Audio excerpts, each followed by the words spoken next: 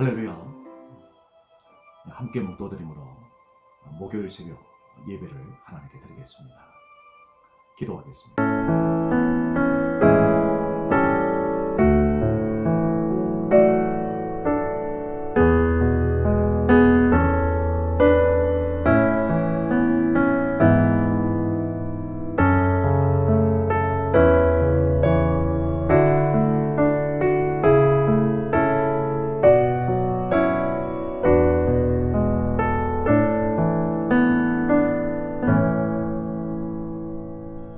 누구든지 나를 따라오려거든 자기를 부인하고 자기 십자가를 지고 나를 따를 것이니라. 누구든지 자기 목숨을 구원하고자 하면 잃을 것이요 누구든지 나와 복음을 위하여 자기 목숨을 잃으면 구원하리라. 사람이 만일 온 천하를 얻고도 자기 목숨을 잃으면 무엇이 유익하리요? 사람이 무엇을 주고 자기 목숨과 바꾸겠느냐? 누구든지 이 음란하고 죄 많은 세대에서 나와 내 말을 부끄러워하면 인자도 아버지의 영광으로 거룩한 천사들과 함께 올 때에 그 사람을 부끄러워하리라. 아멘. 거룩하신 하나님을 기쁘시게 사람을 행복하게 하는 우리의 삶이 되기를 원합니다. 우리의 부족하고 우리의 연약함과 코로나로 인한 우리의 이 모난 모든 부분들을 주님 다듬어 주셔서 주님 쓰시기에 합당한 그릇이 되기를 원합니다. 육신의 생각과 육신의 것들 또 정욕의 것들이 다 소멸되게 하시고 그리스도의 성품이 흘러나오게 하시고 그리스도의 언어가 우리의 언어가 되게 하옵소서. 예수님 이름으로 기도하옵나이다. 아멘.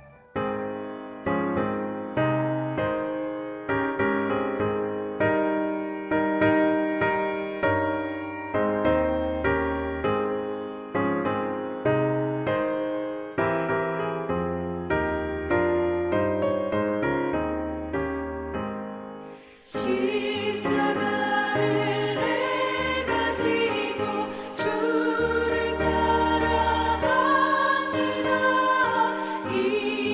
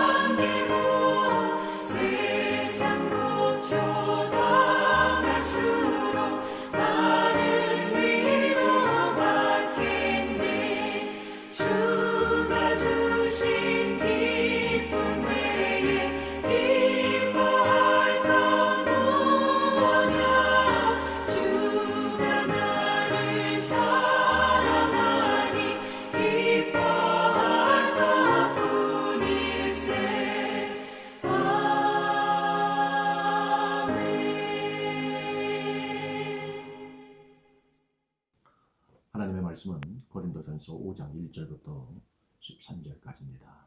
함께 합독합니다. 너희 중에 심지어 음행이 있다 함을 들으니 그런 음행은 이방인 중에서도 없는 것이라. 누가 그 아버지의 아내를 취하였다 하는도다. 그러하고도 너희가 오히려 교만하여져서 어찌하여 통한이 여기지 아니하고 그 일을 행한 자를 너희 중에서 쫓아내지 아니하였느냐. 내가 실로 몸으로는 떠나 있으나 영으로는 함께 있어서 거기 있는 것 같이 이런 일 행한 자를 이미 판단하였노라. 주 예수의 이름으로 너희가 내 영과 함께 모여서 우리 주 예수의 능력으로 이런 자를 사단에게 내주었으니 이는 육신은 멸하고 영은 주 예수의 날에 구원을 받게 하려 함이라. 너희가 잘하는 것이 옳지 아니하도다. 적은 누룩이 온 덩어리에 퍼지는 것을 알지 못하느냐. 너희는 누룩 없는 자인데 새 덩어리가 되기 위하여 묵은 누룩을 내버리라. 우리의 유월절 양 곧 그리스도께서 희생되셨느니라. 이러므로 우리가 명절을 지키되 묵은 누룩으로도 말고 악하고 악의에 찬 누룩으로도 말고 누룩 없이 오직 순전함과 진실함의 떡으로 하자. 내가 너에게 쓴 편지에 음행하는 자들을 사귀지 말라 하였거니와 이 말은 이 세상에 음행하는 자들이나 탐하는 자들이나 속여 빼앗는 자들이나 우상 숭배하는 자들을 도무지 사귀지 말라 하는 것이 아니니 만일 그리하려면 너희가 세상 밖으로 나가야 할 것이라. 이제 내가 너희에게 쓴 것은 만일 어떤 형제라 일컫는 자가 음행하거나 탐욕을 부리거나 우상 숭배를 하거나 모욕하거나 술 취하거나 속여 빼앗거든 사귀지도 말고 그런 자와는 함께 먹지도 말라 함이라. 밖에 있는 사람들을 판단하는 것이야 내게 무슨 상관이 있으리요마는 교회 안에 있는 사람이야 너희가 판단하지 아니하리라. 밖에 있는 사람들은 하나님의 심판하시려니와 이 악한 사람은 너희 중에서 내쫓으라. 아멘. 주의 은혜와 또 평강이 우리 모두 위에 함께 해주시기를 주의 이름으로 축원합니다. 하나님의 나라는 말에 있지 아니하고 능력에 있다 그랬습니다. 말을 그럴싸하게 잘해도 능력이 드러나지 않으면 결코 하나님 나라 사람이 아니란 얘기입니다. 능력이란 도덕적으로 성결해야 합니다. 도덕과 윤리가 있어야 되고요.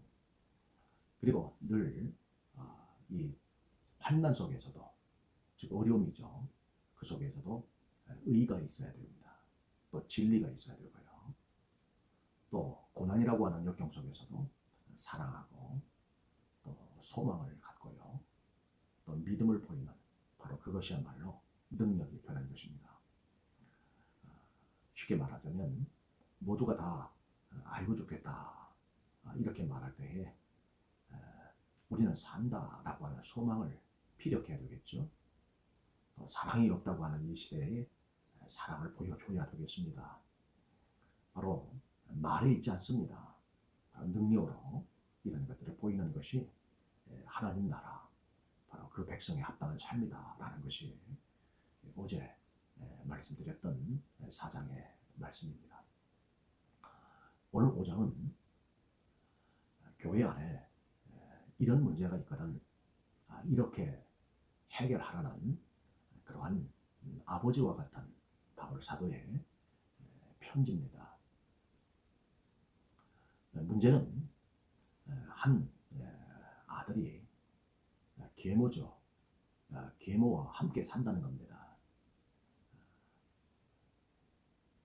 이런 일들은 이방인 중에서도 찾을 수 없는 일이지요. 계모를 아내로서 삼아서 한 집에 산다고 하는, 그러면서도 버젓이 교회에 출입하는 바로 그것을 바울 사도가 듣게 된 것입니다. 어떻게 이런 일들이 있을 수 있을까? 고린도라고 하는 이 지역은 그 신전이 많습니다. 그 중에서도 비너스 여신을 숭모하는 그러한 사람들이 있기 때문에 거기에 약 1000여 명의 성전 창기들이 있습니다. 그래서 이 고린도스럽다 그 말은 아주 성적으로 타락한 바로 그러한 도시를 가리켜서 말하는 것이죠. 그런 환경 속에서 여기 있는 청년도 계모를 아내로 삼아 한 집에 거하는 이런 일들이 있게 된 거죠. 환경을 무시할 수는 없는 하나의 단적인 예가 되겠습니다. 교회는 이 청년을 어떻게 해야 될까요? 만약 오늘날 이런 일들이 우리 교회라면 어떻게 판단해야 되겠습니까? 오늘 고린도 교회를 보니까 2절에 보면 고린도 교회는 교만했다라고 그랬습니다. 적어도 이런 정도가 되면 통곡해야 되겠죠.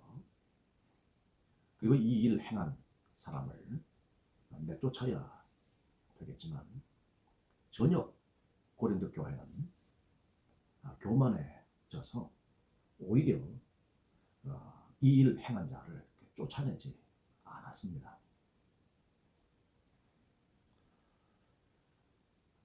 요즘에도 이 문제가 아주 심각한 성적인 문제가 되겠지만 2000년 전에는 얼마나 더 큰 문제가 되겠습니까? 그런데 교회는 여기에 대해서 침묵하고 오히려 교만해졌다는 말은 아랑곳하지 않고 오히려 이 청년을 이 음행자를 두둔하고 있는 교회였습니다. 정말 세상의 눈으로 볼 때는 교회가 아니죠. 그 완전 그 이방 신전에서 있을 법한 일들을 하고 있는 것인지도 모르겠습니다. 그래서 바울 사도는 이 음행자를 혼내기도 하지만 지금 고린도 교회를 향해서도 지금 혼내고 있는 바로 그런 상황입니다. 그래서 바울 사도는 이 몸은 비록 멀리 떨어져 있지만 늘 영으로는 생각으로는 마음으로는 개척한 고린도 교회였기에 늘 기도 중에 염려하고 근심하고 또 이 일 행한 것을 들음으로써 다음처럼 척결할 것을 이야기합니다.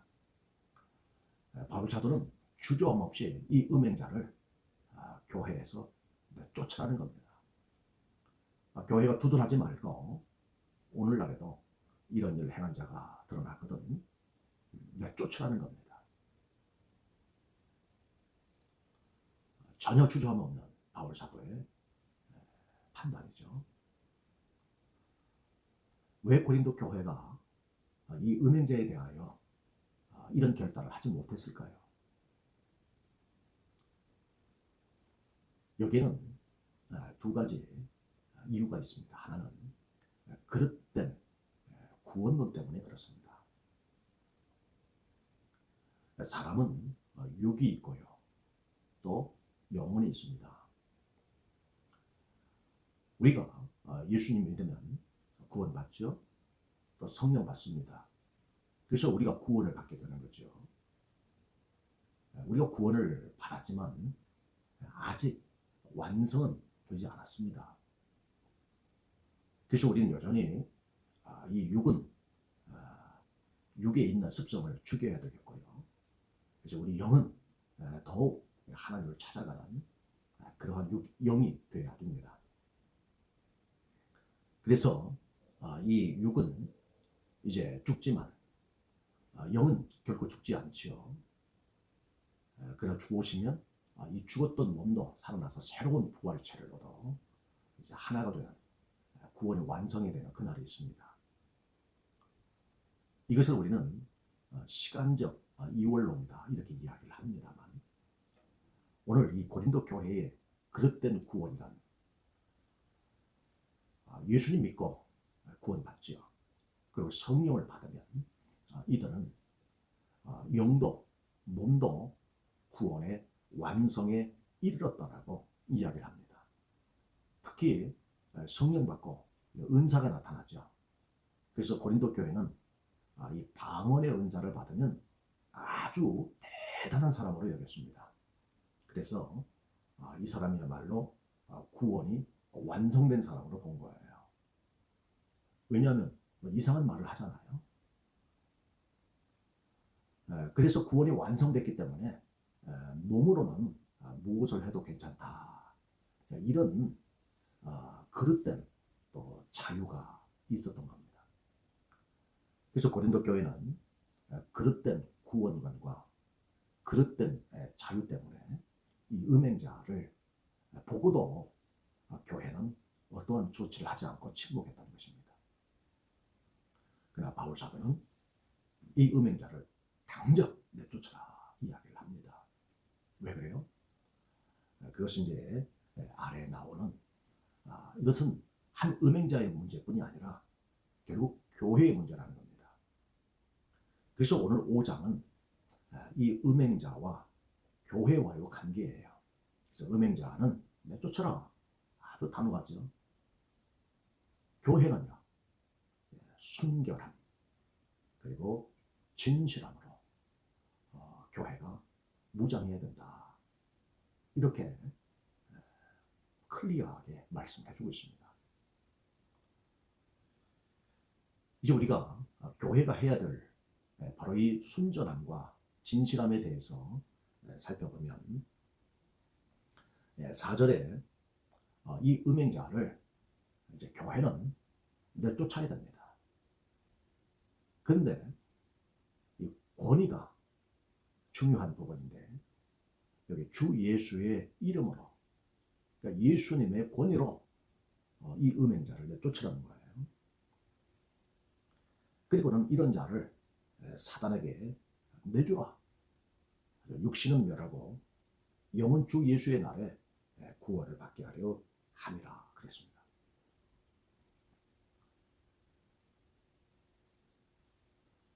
육은 멸하고 영은 주 예수의 날, 주 강림하실 그날에 구원받도록 하기 위함이다. 결국 이 음행자를 교회에서 내쫓는 것은 이 음행자를 구원하도록 하기 위한 바울 사도의 권면이죠. 우리는 이 말씀을 좀 더 교회라고 하는 이 부분을 좀 생각하면서 이 말씀을 이해를 해야 됩니다. 교회란 뭐냐? 교회란 예수님의 부활로 말미암아 사단의 이 권세가 완전히 꺾여버립니다. 이제까지 죽음을 이긴 자가 없어요. 그러나 예수님은 죽음을 이기시고 부활하시죠. 사단의 뱀의 머리가 완전히 밟혀진 그 사건입니다. 완전히 기세가 꺾였어요. 그리고는 예수님을 그리스도로 고백하면 이제 주권이 옮겨집니다. 사단의 주권 아래에 있던 이들이 예수님의 주권 아래로 이제 영향을 받게 되는 거예요. 그래서 교회는 예수님의 주권 아래에 있는 예수님의 주권을 예수님의 어떤 영향을 받는 바로 그러한 곳이 교회입니다. 여기에는 사단의 힘이 미치지 못하는 곳이에요. 세상은 사단의 힘이 여전히 기세등등하지만 교회는 예수님의 주권 아래에 있는 곳입니다. 그렇기 때문에 이 교회는 이런 음행자를 세상으로 내쫓으라는 겁니다. 그러면 내쫓김을 받은 이 음행자는 이제 사단의 주권 아래 있게 되겠죠. 그렇지만 그 육신은 그 음행을 저질렀기 때문에 사단과 함께 이제 장차 불에 태워질 심판에 이르게 될 것입니다. 하지만 그 음행자 영혼은 어떻게 됩니까? 그가 진실로 예수님을 주로 고백하고 또 성령을 받았다면 그 영혼은 구원을 받게 되는 것이죠. 그가 교회에서 내쫓김을 당하고 세상에 들어갔을 때 얼마나 그가 이제 회개하고 또 통한이 여기는 바로 그러한 마음을 가지라고 하는 것이 바울 사도의 그런 권면입니다. 사단의 주권 아래에 있는 세상으로 던져버리라는 겁니다. 그 속에서 철저하게 회개하고 철저하게 자신의 음행을 주 앞에 통곡함으로 불쌍히 여겨달라고 부르짖으라는 것이죠. 그렇게 할 때에 그 음행은 그 죄값을 그 몸이 받아 불에 태워지지만 그 영은 구원을 받게 된다는 것이죠. 오늘날 교회가 잃어버린 것 중에 하나가 바로 이러한 치리의 문제입니다. 이런 계모와 함께 사는 아들의 문제라든지 혹은 또 부정한 그러한 결혼을 한 그러한 가정이라든지 이러한 부분이 얼마나 이 교회의 순전함과 이 진실성을 파괴하는 것인지 오늘날 바울 사도가 목회한다면 분명 그러한 사람을 교회에서 세상으로 내쫓아라. 그래서 그 몸은 멸하고 그 영은 주 예수의 날에 구원받도록 하라. 바로 이 말씀을 또다시 2000년 지금에도 동일하게 외칠 것입니다. 그러므로 교회는 이런 성적으로 이런 일을 행한 사람을 이렇게 단호한 그래서 분명한 입장을 가져야 되는 것이죠. 바울은 예로 들었습니다. 아마도 바울이 이 편지를 쓰는 시기가 유대인의 6월절 아마 그 무렵이었던 것 같습니다. 그래서 6절 보면 너희가 잘하는 것이 옳지 아니하도다. 적은 누룩이 온 덩어리에 퍼지는 것을 알지 못하느냐. 너희는 누룩 없는 자인데 새 덩어리가 되기 위하여 묵은 누룩을 내버리라. 우리의 6월절 양 곧 그리스도께서 희생되셨느니라. 이러므로 우리가 명절을 지키되 묵은 누룩으로도 말고 악하고 악에 찬 누룩으로도 말고 누룩 없이 오직 순전함과 진실함의 떡으로 하자. 6월절은 누룩 없는 무교병을 7일간 먹습니다. 누룩은 빵을 부풀리게 하는 이스트죠. 그래서 유교절, 이 6월절 이 기간에는 이 이스트를 치워야 됩니다. 반드시 눈에 보이지 않도록 치워야 됩니다. 이 기간은 축제의 기간입니다. 하나님께서 애굽에서 종살이하던 우리를 구원해 주신 그런 날이죠. 그렇기 때문에 이 애굽의 흔적을 완전히 없애고 구원의 축제의 날이 되어야 되는 것이죠. 영적인 의미는 예수님께서 죄인된 우리를 구원해 주신 구원의 축제의 날입니다. 그래서 이 기간에 당연히 죄라고 하는 흔적을 없애야 되죠. 그래서 이 누룩은 오늘 여기 8절에 나와 있는 것처럼 악하고 그리고 악의에 찬 누룩이라고 얘기했습니다. 누룩이 의미하는 것은 악한 행동이지요. 또 악의에 찬 그 어떤 모든 것 다 이게 누룩입니다. 이런 것들 바로 이 음행자도 이게 악한 일이죠. 악에 찬 것 아닙니까? 이런 누룩을 완전히 제거해야 됩니다. 그래서 교회는 누룩 없는 새 덩어리라는 겁니다. 7절 보니까 너희는 누룩 없는 자인데 예수님을 믿음으로 그 보혈이 우리의 모든 죄와 허물을 씻어주셔서 누룩 없는 교회인데 새 덩어리가 되기 위하여 그래서 교회는 새 덩어리입니다. 누룩 없는 새 덩어리가 되기 위해서 이 누룩 없는 이 누룩을 제거해야 되는 거예요. 그래서 교회는 새 덩어리지요. 근데 이 음행자는 악의와 악하고 악의에 찬 이 누룩을 가지고 들어왔기 때문에 이 묵은 누룩을 제거해야 된다는 겁니다.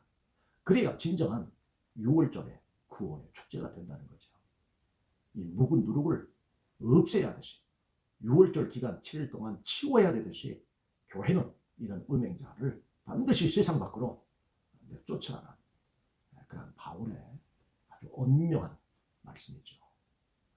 이건 예수님께서 바울 사도를 통하여 오늘 이 세대에 우리에게 주시는 말씀이죠. 5장 9절을 보면 바울이 쓴 하나의 편지가 있는데 이 편지는 잃어버린 편지입니다. 찾을 수가 없어요. 이 바울의 편지에 보면 음행하는 자들을 사귀지 말라. 아마 이런 제목으로 이전에 이 고린도전서 이전에 바울이 쓴 편지입니다. 그 내용은 이 세상에 음행하는 자들, 또 탐하는 자들, 속여 빼앗는 자들, 우상 숭배자들 사귀지 말라. 아마 이 내용으로 편지를 보냈던 것 같아요. 이 세상에 음행하는 자들과 사귀지 말라. 네, 바울 사도는 어떤 의도로 했냐면 이 비그리스도인들, 이들은 여기 있는 것처럼 음행하죠. 속여 빼앗죠. 우상 숭배하죠. 이런 비그리스도인들과 사귀지 말라. 이런 뜻으로 편지를 쓰지 않았다는 겁니다. 만약 이들과 사귀지 말라, 먹지도 말라, 바울이 이렇게 썼다면 우리는 다 세상 밖으로 나가야 된다는 거죠. 그러면 전도할 수가 없지요. 그래서 바울 사도는 지금 이전에 쓴 편지에 대하여 지금 다시 여기에 9절에 다시 이어서 쓰면서 내가 말하고자 하는 것은 비그리스도인이 아니라 그리스도인이 음행을 하고 속여 빼앗고 우상 숭배하거든 이런 사람들과 사귀지도 말고 먹지도 말라. 내가 이런 의도로 이야기했다는 겁니다. 그럼 여전히 비그리스도인들에 대해서는 교회는 전도할, 영혼을 구원할 책임이 있는 것이죠. 그래서 마지막 12절 보니까 밖에 있는 사람들, 비그리스도인들입니다. 판단하는 것이 내게 무슨 상관이 있겠느냐. 이 교회 밖에 있는 사람들, 이 세상 사람들은 누가 판단합니까? 거기 13절에 있는 것처럼 결국 하나님께서 심판하시죠. 그럼 교회 안에서 이처럼 음행자라든지 그 외에 다른 어떤 일을 행한 사람들에 대해서는요, 그것은 이제 우리가 해야 된다는 것이죠. 그래서 13절 보니까 이 악한 사람은 너희 중에서 내쫓으라. 교회가 판단해서 이 일을 처리해야 된다라는 말씀입니다. 5장의 말씀은 오늘날에도 동일하게 적용해야 된다는 말씀이죠. 이런 음행자가 드러나거든 교회에서 내쫓아라. 그래서 그 육은 비록 고통을 받겠지만 그 고통 중에 그가 회개하고 참회해서 그 영이 주님 오실 그날에 구원받도록 하라는 것이고요. 교회는요, 이런 묵은 누룩을 제거하면서 더욱 순전하고 진실한 그러한 주님의 모습을 갖춰가야 된다는 것입니다. 고린도 교회의 문제지만 오늘 우리 자신에게도 이 말씀을 적용해서 오늘 내 안에 있는 묵은 누룩이 있다면 이 누룩을 인해서 우리가 통곡해야 되죠. 우리 스스로 이 묵은 누룩을 잘라내기 위한 몸부림이 있어야 되는 것입니다. 그렇게 해서 우리도 더욱 순결하고 더욱 진실한 그러한 교회의 구성원으로 함께 자라고 성장해야 되겠습니다. 주님의 은혜가 우리 모두 위에 함께해 주시기를 주의 이름으로 축복합니다. 기도하겠습니다. 좋으신 하나님 감사합니다. 개인적으로도 더욱 순전하게 하시고 진실하게 하옵소서. 우리들이 모인 교회가 더욱 순전하고 진실하게 하옵소서. 예수님 이름으로 기도하옵나이다. 아멘.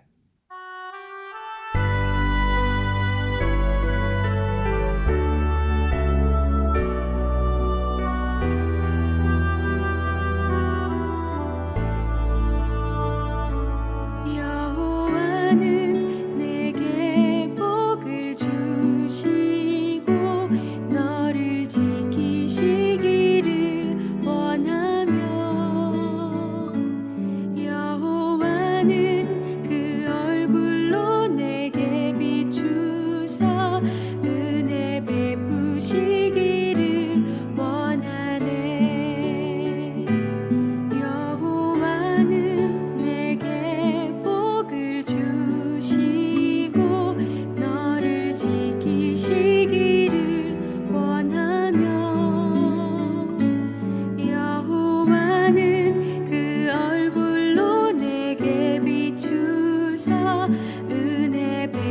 주시기